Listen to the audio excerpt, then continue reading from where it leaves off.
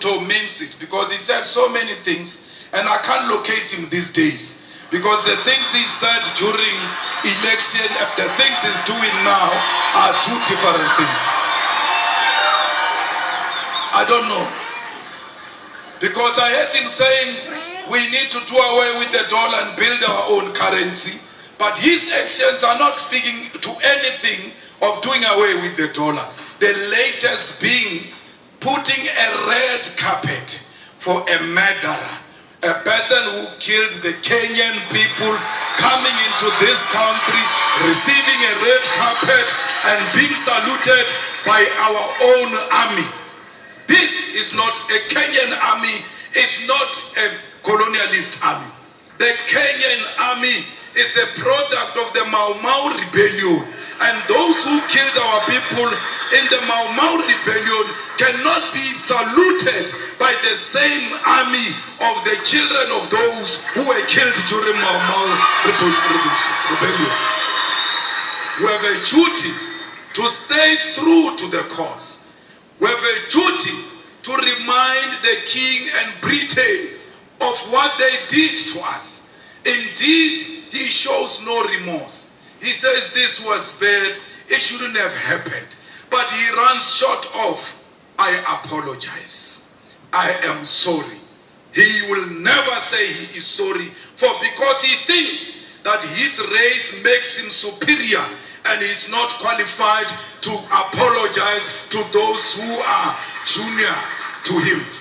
We call upon the Kenyan government to be fair and to decide what they want to be.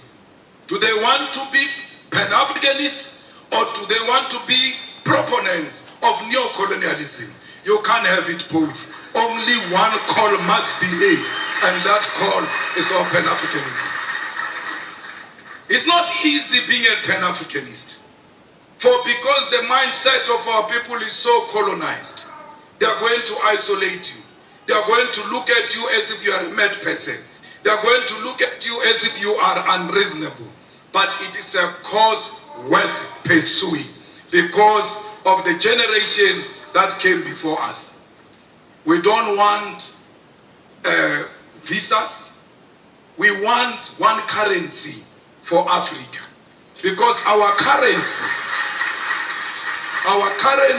can be more powerful than the pound and the dollar combined, because London has got the biggest storage of gold, yet they don't have a single smallest mine of gold. Their economy is based on our minerals, and if we safeguard our minerals and protect them and say out of these minerals we are producing a currency that is going to compete internationally, we stand a good chance. We need African Central Bank. We need African Monetary Zone. We need African military combat, because these pockets of wars that are happening in Africa are not of our own making. They are sponsored wars so that those who continue to steal our resources can do so uninterrupted as we fight ourselves, amongst ourselves. So we need a military, a common defense system, the African High Command that will ensure the stability and security of Africa. We equally need a biting African court to deal with dictators who only exist in Africa to feed their friends and families.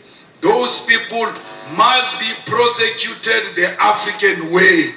Tell President Ruto that the people of Palestine are what Mau Mau was. Tell President Ruto that the people of South Africa are what Palestinian people are today. Where our land get encroached, where our land just get taken, and we get killed on our own land, we get tortured on our own land, we get imprisoned on our own land. When we fight, they say we are terrorists. This Nelson Mandela you celebrate, for 27 years, he was in prison because he was a terrorist. What crime did he commit, which the Palestinians are not committing? His crime was to fight for the liberation of the people of South Africa and the oppressed world all over, including the people of Palestine. It can't be correct that President Ruto, knowing the history of this country and the history of South Africa, comes and tells us that it's with Israelites. Our war is not on Jewish people. Our war is not on pregnant women, Jewish pregnant women. Our war is not on Jewish children. Our war is against a Zionist apartheid state of Israel, and that's what we are fighting. So, if he got money from some Jewish person, we are not fighting that funder of his. We are fighting the state of Israel. We are not fighting individuals. We are fighting the state of Israel. At the age of 9 years, the Boers walked into my house and turned everything upside down, stripped my mother naked. When I see what those children of Palestine are going through, I can immediately relate that this is what apartheid looks like. We cannot be Pan-Africanist if we can't associate with the oppressed nation.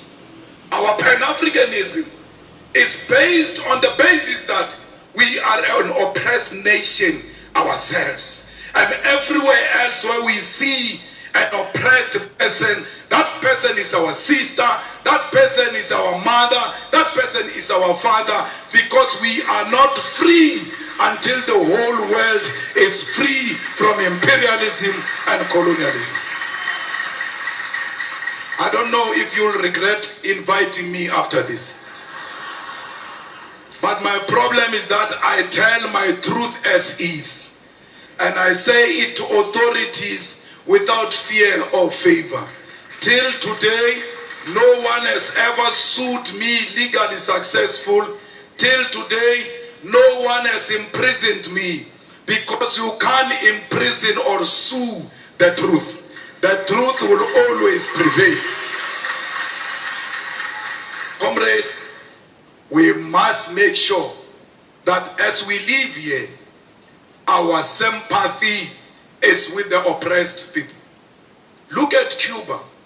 Its crime was to choose a different economic system to what America has chosen. And then they are under more than 60 years of economic embargo. What crime did the people of Western Sahara commit against Morocco? We are at the center of speaking the truth as a Pan-Africanist institute, because we've got the ear of the continent and the diaspora and the whole world. And this organization we are launching today, Prof, will live forever and ever, because you only speak the truth yourself to power. And you always make us politicians to want to check if indeed we are still on the right track. So an institution established by a person like you, we are guaranteed that it will live for long and it will live for generations to come. That's why we are proud to be here. I was not brought by a plane here. I was not brought by a car here. I was driven by the spirits of those people who were dumped in the oceans. And when they were dumping them in the oceans, their cries are still crying loud till today. They did not dump them in the ocean only. They dumped them chained on their hands and their feet, and they could not fight. When the sharks were eating them in those oceans, they could not fight. Even if you know that today I'm going to die, but it is always good to die fighting. That you must hold the shark even when you know it's going to swallow me. I must die fighting. Those people who died in the ocean said to me, you ought to arrive there. For because what you guys are going to start there is that which is going to seek reparations for us. As you leave this place and going back to your home, remember the people who died in the plantation, beaten, treated like dogs.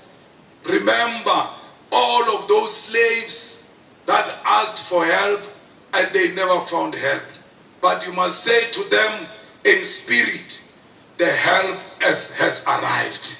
And that help we declare today that will fight the battles of the heroes and heroines of Mau Mau, of Mbambata Rebellion, of the slaves. This Pan-Africanist Institute must be at the center of demanding reparations for all the suffering Africans have gone through because of colonialism. We must teach our people that we are not beggars.